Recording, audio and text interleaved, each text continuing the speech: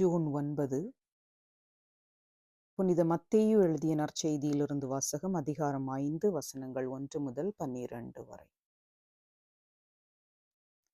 இயேசு மக்கள் கூட்டத்தைக் கண்டு மலை மீது ஏறி அமர அவருடைய சீடர் அவர் அருகே வந்தனர்.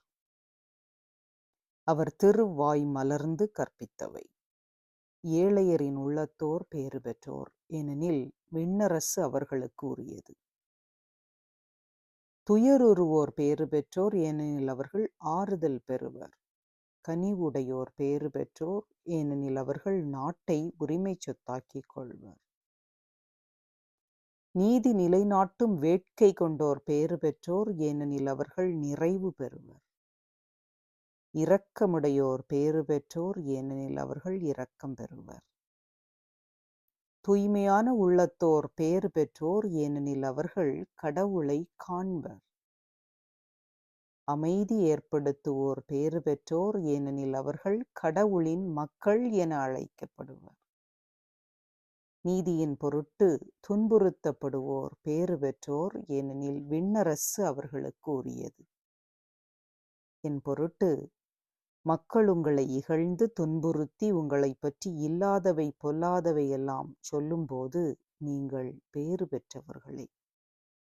மகிழ்ந்து பேருவகை கொள்ளுங்கள், ஏனெனில் விண்ணுலகில் உங்களுக்கு கைமாறு மிகுதியாக கிடைக்கும். இவ்வாறே உங்களுக்கு முன்னிருந்த இறைவாக்கினர்களையும் அவர்கள் துன்புறுத்தினார்கள். இது கிறிஸ்து வழங்கும் நற்செய்தி. கிறிஸ்துவே உமக்கு புகழ். சிந்தனை: முரண்பாடான ஆசீர்வாதங்கள். சிலுவையில் ஒரு மனிதனின் மரணத்தின் மூலம் உங்களுக்கு அமைதியும் மன்னிப்பும் நிலைவாழ்வும் கொடுக்கப்பட்டுள்ளது என்பது வரலாற்றில் மிகப்பெரிய முரண்பாடு. மரணத்திலிருந்து உயிர் எப்படி வரும்? இறந்த மனிதன் கல்லறையில் வைக்கப்படுவது எவ்வாறு கடவுளின் நீதியை நமக்கு கொண்டு வருகின்றது? ஆம், பவுலடிகளார் தனது கடிதத்தில் கூறுவது போல, சிலுவை அழிந்து போகிறவர்களுக்கு முட்டாள்தனம், ஆனால் அது கடவுளின் வல்லமை. தொடர்ந்து அவர் கூறுகிறார், கடவுளின் முட்டாள்தனம் மனிதர்களை விட ஞானமானது. கடவுளின் பலவீனம் மனிதர்களை விட வலிமையானது. சிலுவை என்பது முட்டாள்தனம். அது நம்பிக்கை அற்றவர்களுக்கு எந்த அர்த்தமும் கொடுப்பதில்லை. ஆனால் நம்பிக்கை உடையவர்களுக்கு அது கடவுளின் ஞானம். நாம் கடவுளின் மக்கள் என்பதையும் நாம் மன்னிக்கப்படுகின்றோம் என்பதையும் அது உணர்த்துகின்றது. அதுவே அவருடைய பலவீனம் நமது மாட்சியின் சக்தியாக மாறியது. ஆம், இது முரண்பாடான ஒன்றுதான். அதே போன்று ஆசீர்வாதங்கள் என்பது கடவுள் நமக்கு வழங்கும் வெகுமதி. அது உலகின் பார்வையில் முரண்பாடாக தோன்றினாலும் கடவுளுக்கு அது அப்படி அல்ல.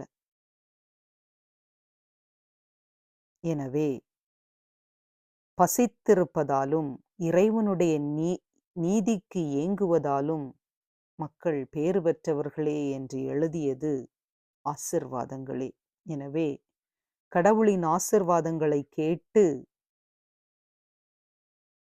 அவரை நம்புவோம்.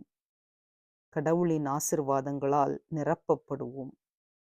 மேலும் கடவுள் புனிதப்படுத்திய பாவிகள் நாம் என்பதை நம் மனதில் வைத்து முரண்பாடான ஆசீர்வாதங்கள் சாத்தியமே. எனவே இப்போது கவலையுற்றாலும் நம்பிக்கையோடு இருப்போம். கடவுளை ஒவ்வொரு நாளும் அனுபவிப்பதற்கு நமது கஷ்டங்களிலும் நாம் முயற்சி எடுப்போம். கடவுள் அனுபவத்தை பெறுவதற்கு நாம் நம்முடைய உடலால் உள்ளத்தால் தூய்மையானவர்களாக இருக்க முயலுவோம். நல்ல சிந்தனைகளை, நல்ல எண்ணங்களை ஒவ்வொரு நொடி பொழுதும் ஒவ்வொரு கணத்திலும் வளர்த்து கொள்ளுவோம். அப்படிப்பட்ட உண்மையான அனுபவத்தை நாமும் பெற்று முரண்பாடான ஆசீர்வாதங்களால் நாமும் நிரப்பப்படுவோம். அன்பு தந்தையே இறைவா, உம்மை போற்றி புகழ்ந்து ஆராதிக்கின்றோம் அப்பா. எங்கள் வாழ்வில் நல்லுறவுகள் நாளும் வளர்ந்திட இன்றைய நாட்களில் நாங்கள் எங்களுடைய துன்பத்திலும் நடுவிலும் நாங்கள் தூய்மையோடு வாழ்ந்திட எங்கள் ஒவ்வொருவருக்கும் அருள் தந்து உமது தூய ஆவியின் வல்லமையால் நிரப்பியருளும் அப்பா. உமக்கே புகழ், உமக்கே மாட்சி, உமக்கே நன்றி. ஆமென்.